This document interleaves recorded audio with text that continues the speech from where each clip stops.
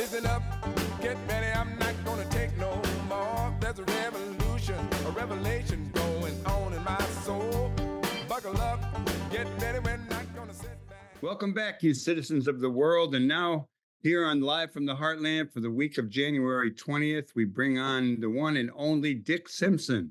He was an alderman way back. He's a longtime professor at University of Illinois, Chicago, and an author. And what caught my attention this time, and he's been on the show a number of times, was a panel put together that included a number of people talking about Chicago's past mayors, basically Chicago's modern mayors from Harold Washington to Lori Lightfoot.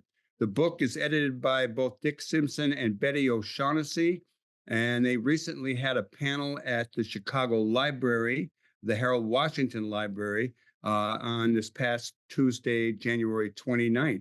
I had hoped to go, but I get lazy later in the evening, so I got you in person, well, so to speak, for Zooming it. Good afternoon to you, Dick, or good morning, whatever time it is when people are watching the show. Good morning and afternoon to you. So tell us a little bit about the book. How did you pick the folks on the panel? What led to you doing this most recent book and this event?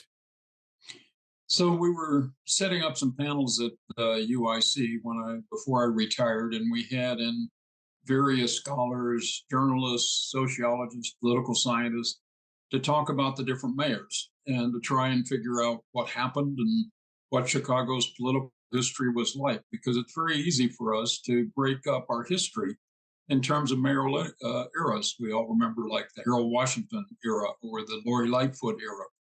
So that made it a very compact way and a very compelling way to tell the story of modern Chicago politics.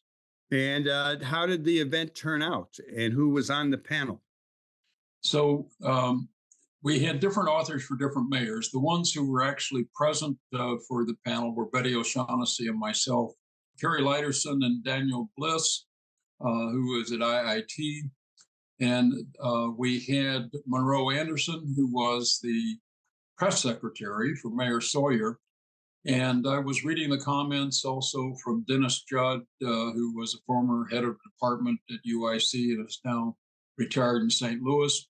We had two authors who weren't there from Washington, D.C., who did the Harold Washington chapter. It was a grand adventure looking back at Chicago history and trying to make sense out of it. And these authors all have very special insights. They don't agree. They're all doing different mayors and doing different points of view and different ways to approach the topic. Was Carrie Liderson actually on the site? Yes. Oh, I didn't know she was back in town. And yeah, she is. Daniel Bliss is not Daniel Biss, the mayor of Evanston. There is some confusion about that.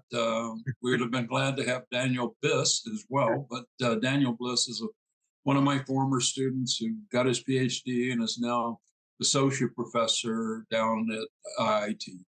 Well, Daniel Biss is busy dealing with the blowback around creating a new stadium up in Evanston. And if people listen to or watched last week's Live from the Heartland, we had both Jim Knadel, a former track coach at Northwestern, as well as the activist Jeff Smith, talking about all those things, including the mayor there.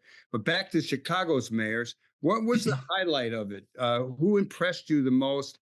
Who won your heart? Who changed your mind on anything? Anything like that come to mind? I think that's true of all of the mayors. I think we uncovered a new way of looking at each of them. But the book has an arc to it, or the history has an arc, and the book records that arc. It runs from Harold Washington and to Lori Lightfoot, bookending the progressive eras of modern Chicago history, which is being carried on by Brandon Johnson.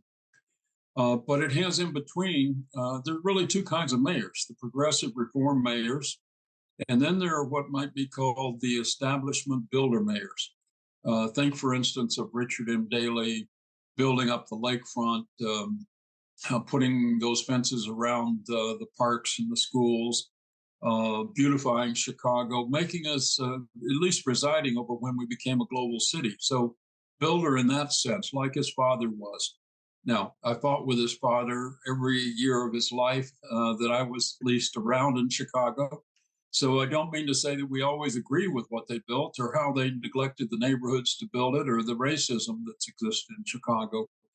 But it's important to recognize the contributions and the failings of each of the mayors. And that's what we tried to achieve. Well, let's go through these mayors one by one. Let's start with our favorite, probably yours too, but I'm not sure. Harold Washington. What did the panel have to say about Harold and his short reign here in Chicago? Well, for each mayor, we asked essentially all the authors to work on 4 questions. How did they get elected? What was their relationship with the city council and also the various groups like the labor and business communities and the local neighborhoods? Then what were their big challenges? What was the crisis in their administration or the challenges and how did they rise to it? And then finally, what is their legacy? To go through that with Harold very quickly, Harold, as you know, got elected with 36% of the vote in the primary. He did not get 51%. He only got 52% in the general election. He was a real challenge to the establishment. You had 2 white people running against 1 black man, and he had the combined forces of the old and new machine trying to beat off the progressive reform of which you and your colleagues up at the Heartland were very much a part of. This was really an incredible election. We remember some of the key events like out on the northwest side of Chicago when even Vice President Mondale was jeered and when there was real fear that maybe Harold would be killed in the process. Very angry mobs at some of the churches and other events on the northwest side. But Harold prevailed. And his biggest challenge was probably the challenge with the city council. He also had the challenge with Reaganomics. He was dealing with 2 different problems. One, he didn't have the votes in the city council. There was a 29-21 split, the so-called council wars. And at the same time, Ronald Reagan was president.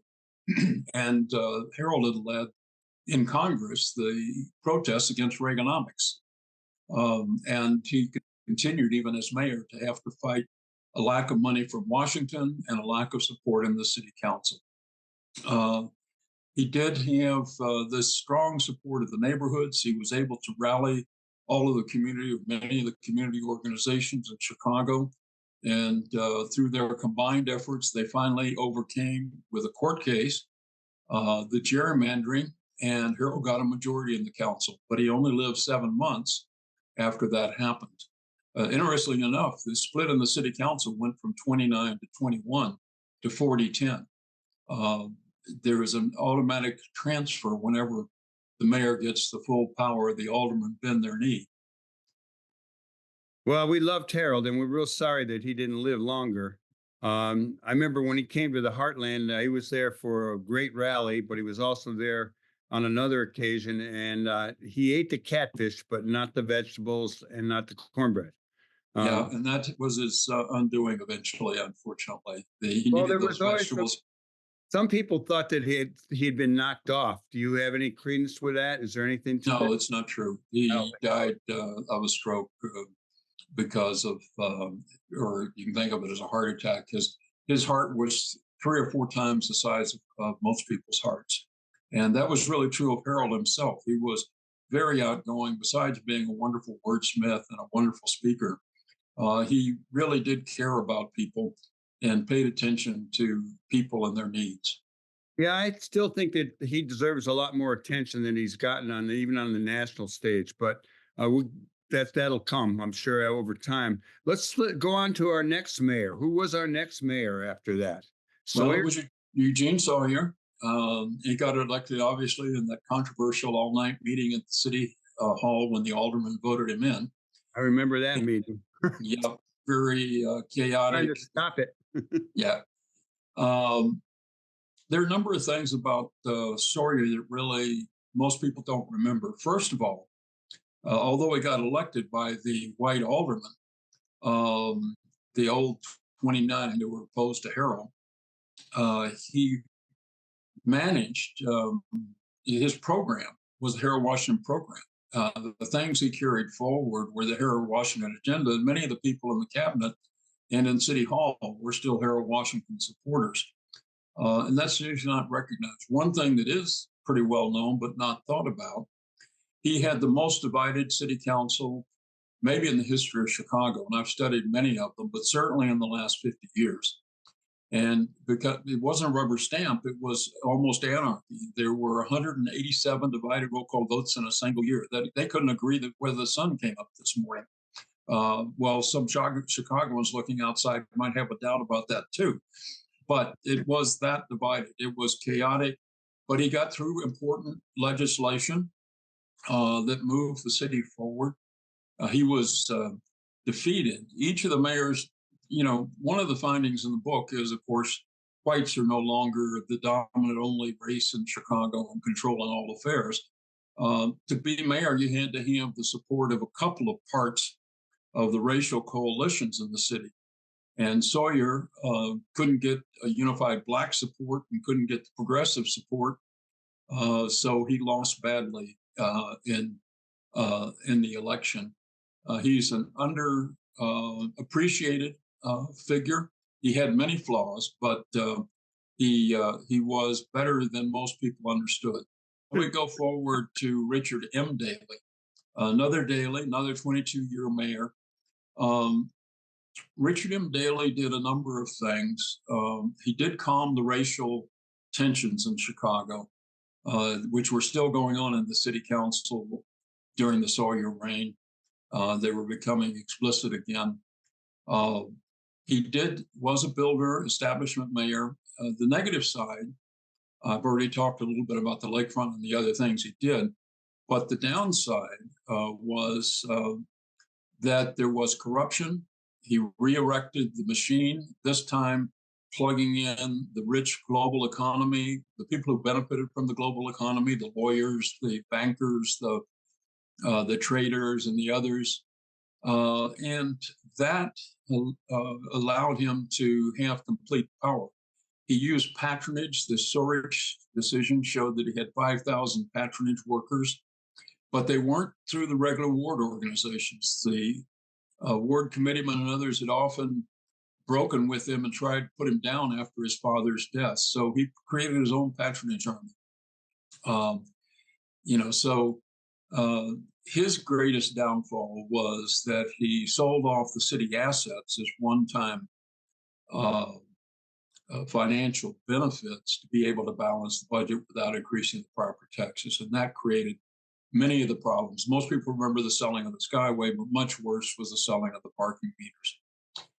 And then we go on to Rahm Emanuel, who's sort of Daley on steroids. Rahm Emanuel raised $32 million to run for mayor. Daley had created the idea of running a presidential style campaign for mayor with people like David Axelrod and Rahm Emanuel on his staff. But Emanuel was able to buy big ads to really push through. He no longer had a patronage army, but he had so much money that it didn't matter that he didn't have a patronage army or didn't have much of a patronage army left. He did, like Daley, do a lot of building. He completed the Daley program in a way. A lot of parts of Millennium Park, a lot of the redoing of Navy Pier actually happened during the Rahm Emanuel era. But it was still downtown. It was still trying to attract the new tech industries and be part of the global economy. All of those things were pretty positive, but the downside was the neighborhoods were harmed. Many of your listeners, viewers will know about the book Mayor 1% by Carrie. She continues that theme a bit in this analysis, in this book, closing mental health centers, the closing of 50 public schools, and so forth during the Emanuel era. And then we get to Lori Lightfoot. Lori Lightfoot, I think, has also been underappreciated. And I'll just cover a few things. First of all, Lori's election was sort of a near miracle. At the time, Rahm Emanuel dropped out of the race roughly Labor Day. He had 31% support. It was clear he was going to have a hard time being elected mayor, but all of his opponents, the strongest, had 16%. And Lori Lightfoot had only 2 or 3% support when it started. She was outraised. Bill Daley raised $9 million. Tony Preckwinkle raised $5 million. Lori raised $1.5 million, but that was enough. And mainly she got elected on a reform platform. And there were 2 parts to her coalition, a good government reform part of the coalition and a progressive part of the coalition. She delivered better to the good government coalition, but she did very progressive and important things, such as the South Invest Southwest program. She also confronted COVID and saved thousands and thousands of lives because we did right with COVID, whereas we're having such a great struggle today with the immigration problem under Brandon Johnson. I could go on any of these, but I'll follow your questions. Well, first of all, there's a couple of mayors in there that are, well, I'm going to bring it up to our current mayor, Brandon Johnson. I mean, I would say that Lori kind of had a progressive base of support. The new mayor Johnson does, and certainly Harold did. And I'm just a little wondering what your take is. How does Chicago end up, being this hard ass city that we, with the machine and all that, how we ended up coming up with these progressive mayors? Is there something in the DNA of our populace that's leading us in a progressive direction? Well, one thing is we've had a historic struggle for over 100 years between machine and reform. The political machine was first created in 1871 after the Chicago fire. The reform movement has existed all along. It hasn't always been the same reforms. So the earlier progressives, as they were called, were really good government reformers, not necessarily social progressives. And we built up with Saul Alinsky, with Jane Addams, with thousands of others who've contributed. We've managed to change the direction of the city. And partly it's because of the problems we've confronted over the years. We have to be a modern city, and the modern city is more progressive than the old city. Well, we're going to run out of time, which we always do in the show when these interviews get going. But why don't you talk a little bit about, off the cuff if you want, or I mean, you may have it written down, our current mayor, Mayor Johnson. I know he's come in with a lot of challenges. He certainly turned out the vote. He surprised a lot of people. We're rooting for him. I think it's been a little rocky, but it was rocky for Harold early on. Any take on Johnson and going forward? Well, I think we have to give Johnson some time. You're right that Harold had a good administration and good people, good ideas, but because of council wars, wasn't able to implement them for some time. Brandon Johnson has got a different problem. He's been a little slow to appoint the commissioners and the key members of the cabinet. He has fumbled he hasn't had a plan like Lori Lightfoot and her health commissioner had a plan for dealing with COVID. Brandon has sort of been flying by the seat of his pants on the immigration issue. But nonetheless, Brandon has passed important legislation. In fact, he has not lost a vote in the city council. He has 30 aldermen who've supported him. They're not the same 30 aldermen every time. This isn't rock solid, but he does have support. The only issue on which there was almost a lost vote was a censure of his floor leader at the time. And that really wasn't Brandon's fault, and it wasn't really a Brandon or an ideological issue. What do you got to say in about 2 minutes that we have left about the future of our city and our government? We do have a good number of avowed socialist types now in the city council. There's a lot of challenges. There's a lot of good ideas going on. What's your take? Well, I'm always positive about the future of Chicago, but it's always a struggle and always our choice. If we don't fight for it, we won't get it. And so it's important to keep alive the progressive movement and the reform movement and to move the city forward. And the people need to be empowered. We've failed to provide neighborhood government. We failed to give the power to the people. And that's still participatory democracy is the way forward. And we're not there yet. I like your worldview there. And I want to thank you very much, Dick Simpson, for coming on. And I'm inviting you back right now, maybe in another month, because we got more to talk about. People should get this newly released book, Chicago's Modern Mayors, from Harold Washington to Lori Lightfoot, edited by not only Dick Simpson, but also Betty O'Shaughnessy. Anything else you want to add as we go out, Dick? No, keep the faith and keep working. We're moving in the right direction. All right. All power to the people. We'll be right back with more.